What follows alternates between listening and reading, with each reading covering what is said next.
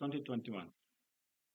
I found myself alone with memories and intense discussions with my wife. With no time to wait and through tears, I made the toughest decision of my life. I should leave my mother and my motherland for my children's future toward an unknown and uncertain journey. As we were leaving the Kabul area, it was nearly morning. The sun was rising before us, giving me hope, seeing its light rays overcome the darkness. My daughter was in my arms, hugging me. She touched my face and beard with tiny hands, and suddenly remembered her doll. Daddy, Daddy, did you take my fairy doll? I paused a little. Oh, I'm sorry, dear. I forgot. But I will buy a new one for you. She said, no, I want mine. Oh, what will happen to my fairy doll? Who will take care of her? She started crying, and I tried to calm her down. We are going to a new place, a new home. You will have new friends and go to a new school. With her crying voice, she asked me, will there be no war? I said, oh, yeah, at least no war. A few miles ahead, suddenly our car was stopped by a strange looking gunman. He came close to the car and looked inside the vehicle. And when he noticed women inside, he turned his face to the driver and asked him, where are you going? The driver replied that it's a passenger car.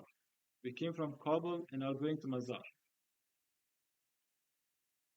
The gunman's eye narrowed, focusing on the vacant front seat, and asked, why no passenger is there? We were shocked and looked at each other with racing hearts. What will happen next? Finally, our driver said, my brother is also going to Mazar, and I'm picking him up from Baghdad, province ahead. The tension lifted as the gunman nodded in understanding. All right, safe travel, he said, stepping back. Ah, we took a deep breath, thank God, and were very grateful for our driver's response. After several hours, we arrived at an airport. We were confused, and no one knew where we were going. Then we were on the airplane. It was a civilian Afghan plane. I looked around, it was full. All the seats were taken. I saw many passengers calling to their relatives. Many of them were confused, scared. Some small children were crying. I told myself, we all have the same situation. We are all the same. Our boarding pass had no information, just a passenger ID number.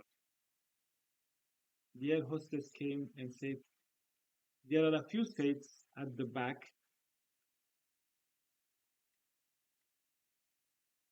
So we moved toward the end of the plane. I was in a mix of hope, fear, and doubt. After a few hours, I felt the hot wind burning my face when I got off the plane. I thought it was an African country, but I soon realized it was Qatar.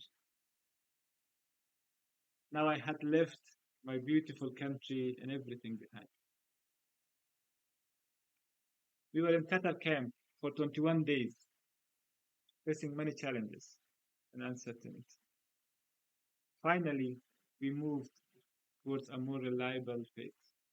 we were headed for America with hopes for a good future for myself.